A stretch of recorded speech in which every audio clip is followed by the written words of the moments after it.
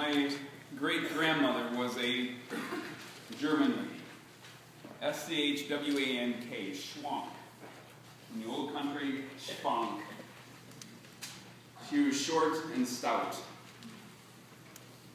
Simple gray hair pulled back into a bun with cap, eyeglasses. Nothing fancy about the woman in the least. She was a rocking chair kind of lady. When we would visit my great-grandmother, she would always, we were always expected to greet her kindly, and she would always ask one question of us as we made our way into her small home. How was school, she would say. And the answer that you simply gave was fine. School is fine. How was school? It's fine. And then we boys, there were 3 of us, were expected to become skiers. To go outside and play, if the weather was inclement, to find a place on the couch and literally be silent. Or to find the way to the small kitchen table and have some cookies.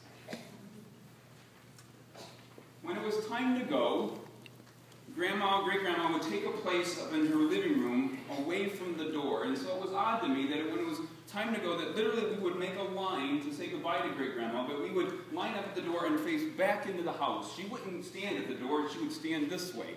And we would make our way back to great-grandma. This tiny little lady with the gray hair, pulled back in a bun. And we would need to bend down, and she with 2 hands would grab our face, and we would say goodbye, and she would kiss us full on the mouth.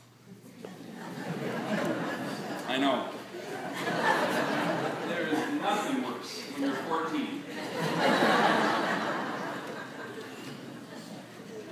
I had a best friend in high school. I met him in junior high. His name is Terry. To this day, we call him Dump. We call him Dump because you could be talking to Terry, and at any given moment, turn away, and he would simply fall over.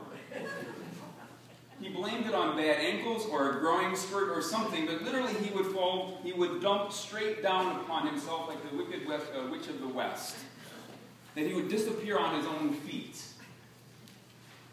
Dump was over at our house one Saturday morning, and on a whim he went with us to visit my grandparents and great-grandparents. Don't get ahead of me. Great-grandma Schwank's son, my grandpa Schwank, his farm is, for me, to this day, the most magical place on earth. It's no longer there. The buildings are gone, the barn is gone, the windmill is gone. And so we showed Dump the farm. But then again, before we left town, we stopped by Great-grandma Schwank's house. Hello, Great-grandma. Yes, school is fine. This is my friend Terry. Yes, school is fine. Outside we went. When it was time to go, we lined up, and Terry took his place safely, 2, 3, 4 people in the back. And seeing how this was going, when he reached Grandma, he stuck out a firm hand like this. And Great-grandma Schwank, whether she didn't realize he wasn't part of her brood, or she didn't care, with one swift movement, in the both hands coming up, she brushed his hand aside and kissed him straight on the mouth. It seems like all the world to be a kiss. Judas, in a simple act, kisses. There's nothing extraordinary in the kiss. In fact, it is just that. It is ordinary. It is an ordinary greeting between student and rabbi, probably happening 1,000 times in the lives of Jesus and Judas. Judas kisses Jesus, a mouth made rough with whiskers and warm breath, on the cheek of a man, also a cheek rough with whiskers on dark olive skin. Rabbi, and a kiss. But this kiss doesn't only betray a man, a rabbi, a teacher, or a friend. It betrays everything that's good, and everything that's loving, and everything that's hopeful, and everything that's faithful.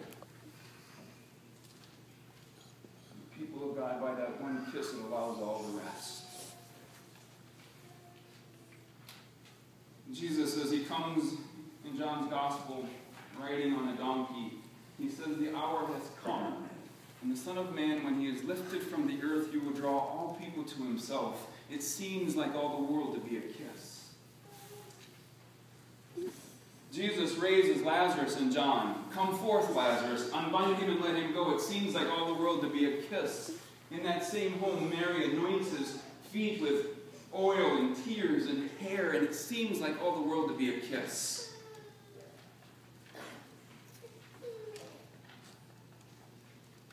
Jesus disrobes and ties a towel around himself and bends and washes his disciples' feet and says, do as I have done to you, love as I have loved. It seems like all the world to be a kiss. Joseph of Arimathea takes down a dead body. It seems like all the world to be a kiss. That one kiss allows you to line up 2 by 2